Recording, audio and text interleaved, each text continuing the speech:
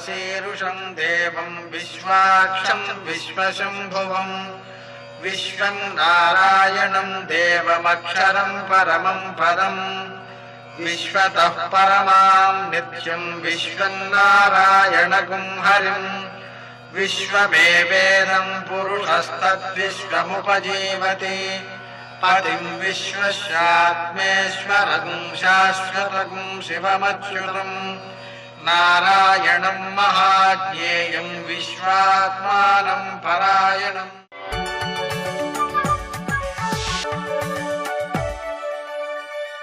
सूर्यशौर्यमथेन्दुरिन्द्रपदवी सन्मङ्गलं मङ्गलम्। आपदामपहर्तारं दातारं सर्वसंपदां लोकाभिरामं శ్రీరామం మోక్షదం తన్నమామ్యహం। నేటి కాలమాన విశేషాలను గమనిద్దాం. స్వస్తి శ్రీ చాంద్రమాన దుర్ముఖనామ సంవత్సరం దక్షిణాయనం శరదృతువు ఆశ్వయుజమాసం శుక్లపక్షం బుధవారం. సూర్యోదయం 6:12 సూర్యాస్తమయం 5:53. తిథి ఏకాదశి రాత్రి 9:08 వరకు. నక్షత్రం ధనిష్ట రాత్రి 7:25 వరకు. వర్జన్ రాత్రి 2:10 నుంచి 3:46 వరకు. దుర్ముహూర్తం ఉదయం 11:39 నుంచి మధ్యాహ్నం 12:26 వరకు. అమృతకాలం ఉదయం 9:13 నుంచి 10:47 వరకు. రాహుకాలం బుధవారం కాబట్టి మధ్యాహ్నం 12 నుంచి 1:30 వరకు. అష్టకవర్గ రీత్యా శుభప్రదమైన సమయం ఉదయం 9 గంటలకి. నేటి విశేషం విజయ ఏకాదశి, గోపద్మవ్రత ప్రారంభం, తులసీవ్రత ప్రారంభం, రంగవల్లీ వ్రత ప్రారంభం. ఆయా వ్రతాలు ఆచరించుకునేటువంటి వారు ఈరోజు ప్రారంభించి కొనసాగిస్తూ ఉంటారు. అలాగే విజయ ఏకాదశి కాబట్టి ఈరోజు ఉపవాసం ఉండడం, భగవంతుడిని మనం నిరంతరం స్మరించటం, అలాగే ఒక పూటే ఫలహారం చేయడం, రాత్రంతా జాగారం చేయటం, వీటి ద్వారా వ్యక్తిలో విజయశక్తి పెరుగుతుంది. ఈ విజయశక్తి అనేటువంటి దాన్ని మనం అపరాజిత శక్తిగా కనుక రూపొందించుకున్నట్లయితే ఒకరి మీద గెలవాలి అనే భావన కాకుండా నేనున్న రంగంలో నేనే ప్రప్రథమంగా ఉండాలి అనేటువంటి స్థితిని మనం సాధించినట్లయితే అక్కడ కృషి ఎక్కువగా సాగుతుంది, సమాజానికి అది ఉపయోగపడుతుంది, మనకు కూడా ఆనందాన్ని ఇస్తుంది, ప్రజల నుంచి వ్యతిరేక శక్తి పుట్టకుండా చేస్తుంది. ఆ అపరాజితత్వాన్ని మనం అలవరుచుకోవడానికి ఏకాదశి వ్రతం చాలా బాగా ఉపకరిస్తుంది. నేటి ఆణిముత్యాలు.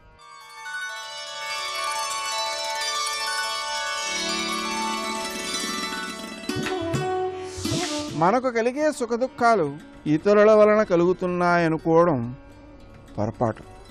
మనం చేసుకున్న సుకృత దుష్కృతాల వల్లనే అవి ప్రాప్తిస్తాయి.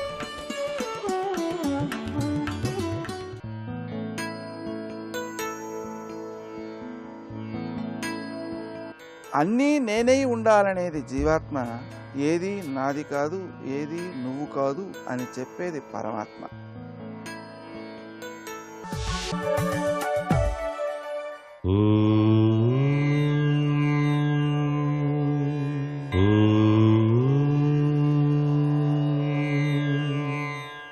ఓం నమో నారాయణాయ. ఓం నమశివాయ. శ్రీమాత్రే నమః. ఆశ్వయుజ శుక్ల ఏకాదశి, విజయ ఏకాదశిగా దీన్ని గణిస్తాం. సిద్ధిదాత్రి పూజ విజయదశమితో పూర్తి చేసుకున్నటువంటి శుభతరుణంలో ఈరోజు ఆ యొక్క త్రిశక్తి తత్వంతో విరాజిల్లేటువంటి ఇచ్ఛాశక్తి, క్రియాశక్తి, జ్ఞానశక్తి స్వరూపిణి అయినటువంటి ఆ జగన్మాత అండదండలతో పాటుగా ఆది మధ్యాంతర్వర్తి నారాయణ స్వరూపమైనటువంటి ఆ ఆదిదేవుడైనటువంటి కృష్ణ పరమాత్మ విష్ణుమూర్తిని అంతర్యామిగా విజయానికి చక్కటి రూపకల్పన చేసేటువంటి అమృతమూర్తిగా మనమంతా కూడాను ఈ ఏకాదశి పర్వదినాన్ని ఉపవాసాది క్రియలతో చక్కగా నిర్వహించుకుందాం. ఉపవాసము అనేటువంటిది మనస్సును భగవంతుని పైన లగ్నం చేయటానికి ఒక చక్కటి ప్రక్రియ. భగవంతునికి చేరువలో మన మనస్సు ఎల్లప్పుడూ కూడాను పయనించటానికి ఉపవాసం అనేటువంటిది సహకరిస్తుంది. కాబట్టి ఈ ఏకాదశి పర్వదినాన విష్ణుదేవుని చక్కటి తులసి మాలతోనూ లేక వివిధ రకాలైనటువంటి పూలతోనూ అష్టోత్తర శతనామావళితో అర్చన చేసి స్వామికి ప్రీతివంతమైనటువంటి నైవేద్యం చక్ర పొంగలి సమర్పించి తప్పనిసరిగా ఆ స్వామి యొక్క లీలామృత తత్వాన్ని మనసు నిండా నింపుకొని గోవిందనామస్మరణ విష్ణు సహస్రనామస్మరణ చేస్తూ ఓం నమో నారాయణాయ అంటూ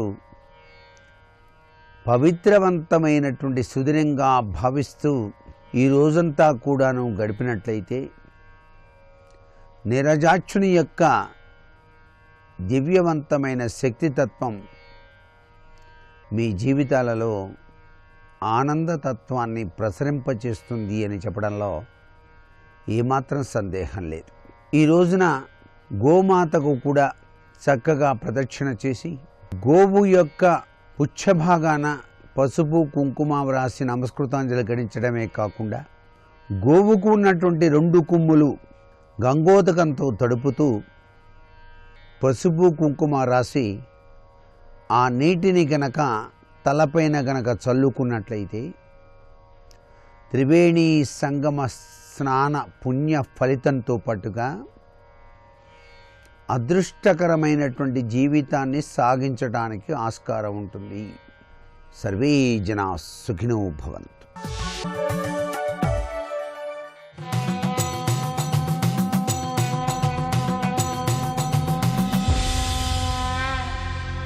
శతక సాహితీ సరస్వతికి నమస్కారం. మాటల్ చెప్పెడి స్థాయి దాటి పనులన్ మౌనమ్ముగా పైడితో కోటల్ కట్టిన ఎట్లు చేయుచు మదిన్ గోశాల గావించి ఆరాటం వింతయులేక జీవితమికన్ రామయ్య గీతాల కోలాటంబై కొనసాగునట్లుగా మహాలక్ష్మి కటాక్షించవే. ఓ మహాలక్ష్మి, మాటలు చెప్పెడి స్థాయి దాటి కేవలం మాటలు చెప్పటం కాకుండా పనులన్ మౌనంబుగా పైడితో కోటల్ కట్టిన ఎట్లు చేయుచు, చేసే పనిని శ్రద్ధగా జాగ్రత్తగా నైపుణ్యంతో పైడితో కోటల్ కట్టిన ఎట్లు చేయుచు, బంగారంతో కోట కట్టినట్టుగా. అంటే అది పరమాణు అంతా కూడా వృధా కాకూడదు. మట్టి అయితే పర్వాలేదు, ఇనుమైతే కొంత పర్వాలేదు, కానీ బంగారంతోనే కోట కట్టాలంటే దృఢంగానూ ఉండాలి. పరమాణు అంతా కూడా ఆ బంగారం వృధా కాకూడదు, ఎందుకనంటే అది అంత విలువైనది. కనుక మాటలు చెప్పెడి స్థాయి దాటి పనులన్ మౌనమ్ముగా పైడితో కోటల్ కట్టిన ఎట్లు చేయుచు మదిన్ గోశాలగా వించి, మనస్సుని ఒక గోశాలలాగా మలుచుకోవాలి. ఒక్క గోవే పరమ పవిత్రం.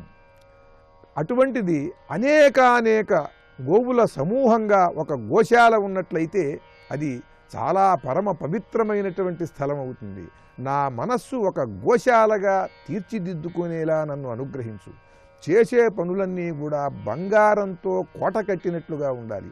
అంత శ్రద్ధగా జాగ్రత్తగా ఒక్క క్షణం వృధా చేయకుండా ఏ పని చేసినా సరే అది బంగారు కోట కట్టేలాగా, ఆ కట్టడంలో మానసికంగా శ్రమ పడకూడదు. మనస్సేమో ప్రశాంత స్థితిలో ఒక గోశాలలాగా ఉండాలి.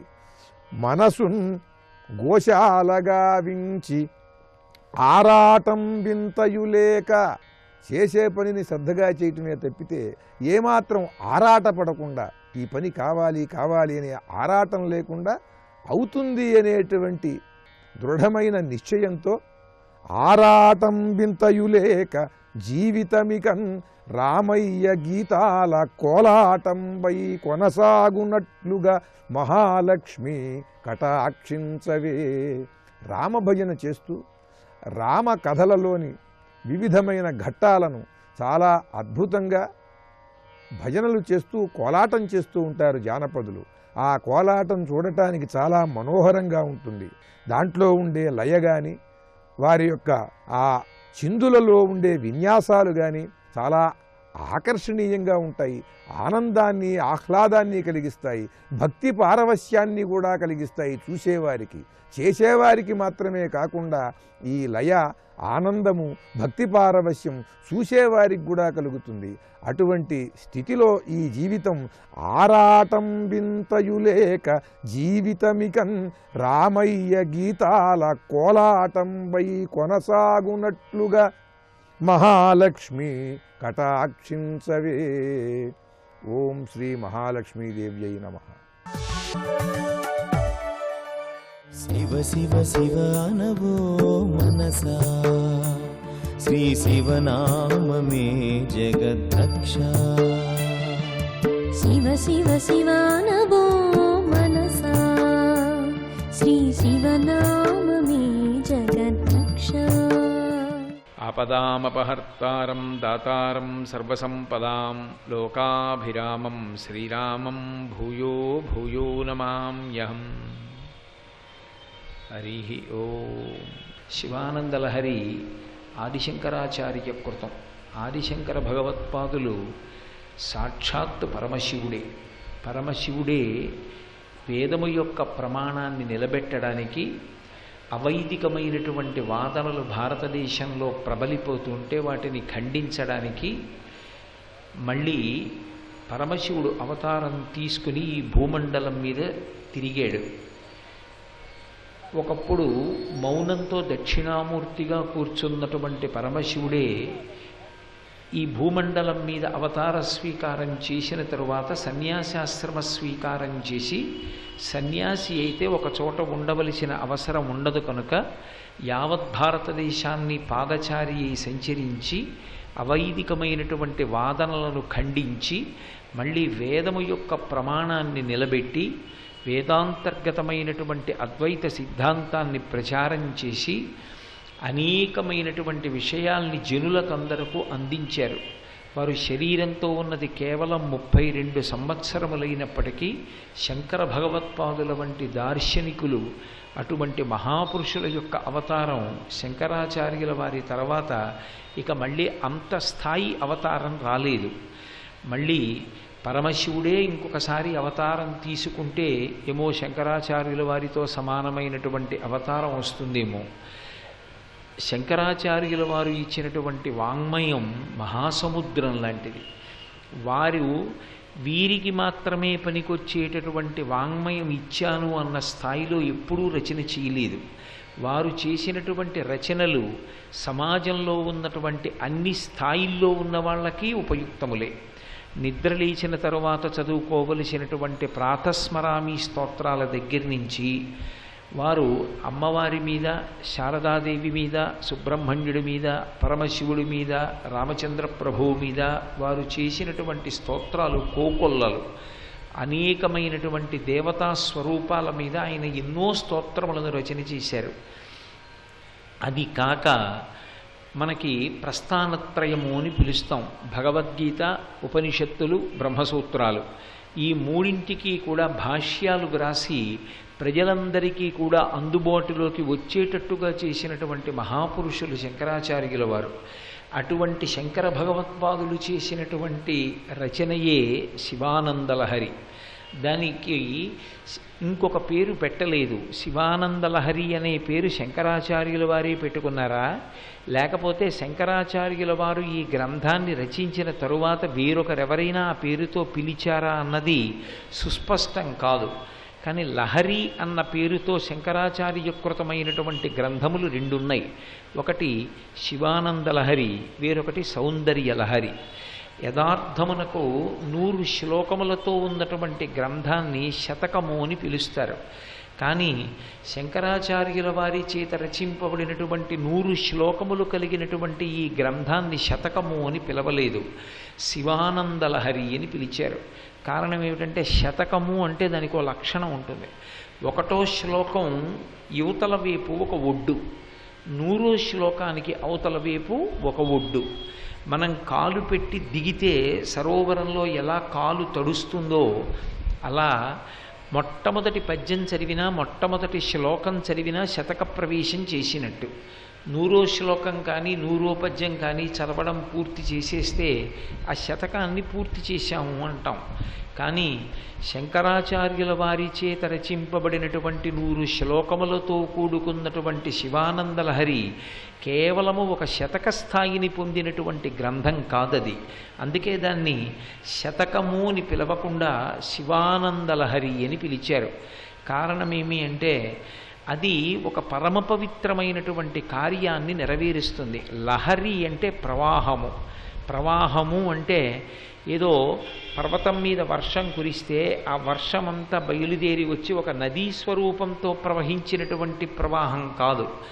ఈ ప్రవాహం ఎటువంటిది అంటే అకస్మాత్తుగా భూమి యొక్క వివరంలోంచి నీరు తన్ని పైకొచ్చి అది అరణ్యాల్ని ముంచుతూ ప్రవహించి వెళ్ళిపోయిందనుకోండి, ఆ ప్రవాహం ఎలా ఉంటుందో అటువంటి ప్రవాహం లహరి. ఇది ఏ భూమిలోంచి పైకొచ్చింది అంటే శంకరాచార్యుల వారి యొక్క హృదయంలోంచి పైకొచ్చింది. పైకొచ్చి ప్రవహించి జనుల్ని తడుపుతూ వెళ్ళింది. ఇది ఆనందలహరి. సాధారణంగా ఏదైనా ప్రవాహంలో కొట్టుకుపోతున్నటువంటి వాడు అంత సంతోషంగా ఉండడు, ప్రాణం పోతుందని భయపడతాడు. కానీ ఇది ఆనందలహరి. ఇందులో ఒకసారి మునిగినవాడు దాన్ని విడిచిపెట్టి ఉండడం చాలా కష్టం. అంత అద్భుతమైనటువంటి స్థితిలో రచన చేశారు. ఈ లహరి ఏం చేస్తుంది అంటే శంకరాచార్యుల వారి యొక్క మనస్సులో పుట్టి పైకి ప్రవహించినటువంటి శివానంద లహరి మన చెవుల గుండా మన లోపలికి వెళ్ళినప్పుడు కొన్ని పనులు చేస్తుంది. బయట ప్రవాహంలో ఉన్నటువంటి నీటిని మనం తాగామనుకోండి, మన యొక్క దాహం తీరుతుంది, శాంతి కలుగుతుంది. దాహం ఎప్పుడైనా వేస్తే వెంటనే పోయేది ఏది అంటే చిత్తశాంతి పోతుంది. దాహంతో ఉన్న వ్యక్తి శాంతిగా ఉండలేడు, దప్పికకి ఆ లక్షణం ఉంటుంది. అలాగే మనకి శాంతి లేకుండా అశాంతితో ఉన్నటువంటి స్థితిలో ఉన్నవారికి శివానందలహరిలో ఉన్నటువంటి శ్లోకములను చదువుకున్నంత మాత్రం చేత చిత్తశాంతి కలుగుతుంది. 2, ప్రవాహమునకు ఒక లక్షణం ఉంటుంది. నీటికి ఒక్కదానికే ఈ లోకంలో మైలని తొలగించగలిగినటువంటి లక్షణం ఉంటుంది. అపవిత్రమైనటువంటి స్పర్శ పోవాలి అంటే స్నానం చేస్తే పోతుంది. నీటి యందు తడిసినటువంటి కారణం చేత అమంగళత్వం పోయి మంగళత్వం ఎలా సిద్ధిస్తుందో, శివానందలహరి అనబడేటటువంటి ప్రవాహమునందు ఒక్కసారి మునిగినటువంటి వాడు, అందులో తడిసినటువంటి వాడు సమస్తమైనటువంటి పాపములను పోగొట్టుకుంటాడు. అందుకే పాపములను పోగొట్టగలిగినటువంటి శక్తితో కూడుకున్నటువంటి శ్లోకముల చేత రచింపబడినటువంటి గ్రంథము కనుక దానికి శివానందలహరి అని పేరు. 2, తాపము అని ఒకటి ఉంటుంది మనకి. ఎండాకాలంలో ఎక్కడెక్కడెక్కడెక్కడో తిరిగి పగటిపూటంతా సాయంకాలానికి ఇల్లు చేరామనుకోండి, ఒళ్ళంతా చెమట పట్టి తాపంతో ఉంటుంది వేడిగా. అప్పుడు ఆ తాపం పోవాలి అంటే చల్లటి నీళ్లు తలమించి స్నానం చేస్తే అమ్మయ్యా అనిపిస్తుంది. అలాగే జీవులకందరికీ కూడా ఒక తాపం ఉంటుంది. ఏమిటా తాపం అంటే సంసార భ్రమణ పరితాపోపశమనం అన్నారు శంకరాచార్యుల వారు. ఓ శరీరంలోకి వెళ్ళడం, ఆ శరీరంలోకి వెళ్ళిన తర్వాత గత జన్మలలో చేసిన పాపాలు ఉంటాయి. ఆ పాపాలు ఎలా అనుభవించాలి? ఈ శరీరానికి ఓ రోగం రావాలి, ఆ రోగము చేత బాధ కలుగుతుంది, బాధ వలన గత జన్మలో చేసిన పాపం పోతుంది. కాబట్టి శరీరములోకి వెళ్ళడం ఒక పెద్ద తాపం, శరీరంలో ఉండడం ఒక పెద్ద తాపం, శరీరాన్ని విడిచిపెట్టడం అంతకన్నా పెద్ద తాపం, మళ్ళీ ఇంకో శరీరంలోకి వెళ్ళడం మళ్ళీ పెద్ద తాపం. ఈ తాపానికంతటికీ కూడా విరుగుడైనటువంటి స్నానం ఏది అంటే శివానందలహరి యందు మునుక వేయుట. అంటే శివానందలహరి వినడం, శివానందలహరిలో శివానందలహరిలో శ్లోకాలు నేర్చుకోవడం, శివానందలహరి చదువుకుంటూ ఉండడం, అంత పరమ పవిత్రమైనటువంటి గ్రంథం. ఇక శివానందలహరికి ఉండేటటువంటి గొప్పతనం ఏమిది అంటే, శివానందలహరిలో ఉండేటటువంటి శ్లోకాలు 2 స్థాయిల్లో నడుస్తాయి. ఒకటి ఆనందలహరి, రెండవది లీలాలహరి అంటారు. ఒకటి ఆనందలహరి అంటే శివం అంటారు. శివం అంటే అన్నిటికీ అతీతమైనటువంటి స్థితిలో ఆ శ్లోకాలు చదువుకుంటున్నప్పుడు, వాటి గురించి భావన చేస్తున్నప్పుడు, వాటి గురించి వింటున్నప్పుడు అన్నిటినీ మరిచిపోయి మనసు శివమునందే లగ్నమై, ఇక జాగ్రత్త, స్వప్న, సుషుప్తి అనేటటువంటి 3 అవస్థలను దాటి 4వ అవస్థ అయినటువంటి తురీయమునందు నిలబడగలిగినటువంటి శక్తి దేని నుండి వస్తుంది అంటే కేవలము శివానందలహరి వినడం చేత అటువంటి భక్తి ఏర్పడుతుంది. అందుకే దానికి ఆనందలహరి అన్న పేరు శంకర భగవత్పాదులు ఉంచడానికి కారణం అదే. మనకి మాండూక్యోపనిషత్ అని ఒక ఉపనిషత్తు, దాని పేరు మాండూక్యోపనిషత్. మాండూక్యోపనిషత్ అంటే మండూకము అంటే కప్ప, కప్ప పేరు మీద వచ్చినటువంటి ఉపనిషత్తు. కప్పకి ఉపనిషత్తుకి సంబంధం ఏమిటి అంటే, వరుణ ఋషి అని ఒక ఋషి ఉండేవాడు. ఆయన కప్ప రూపంలో ఉన్నాడు ఒకప్పుడు. ఆయన కప్ప రూపంలో ఉండగా భగవంతుని యొక్క అనుగ్రహం చేత జ్ఞానమును ఇవ్వగలిగినటువంటి కొన్ని మంత్రములు ఆయనకి భాషించాయి. ఆ భాషించినటువంటి మంత్రములతో ఆయన సంకలనము చేసినటువంటి ఉపనిషత్తుకే మాండూక్యోపనిషత్ అని పేరు. సర్వం శ్రీ ఉమామహేశ్వర పరబ్రహ్మార్పణమస్తు. స్వస్తి.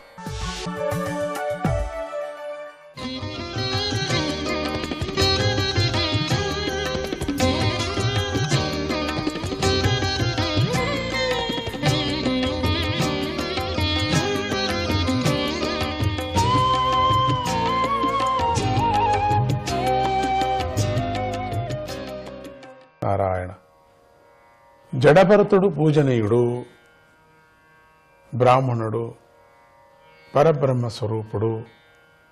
అతడు తన హృదయంలో సకల ప్రాణులకు మేలు కలగాలని మాత్రమే కోరుకుంటూ ఉన్నాడు.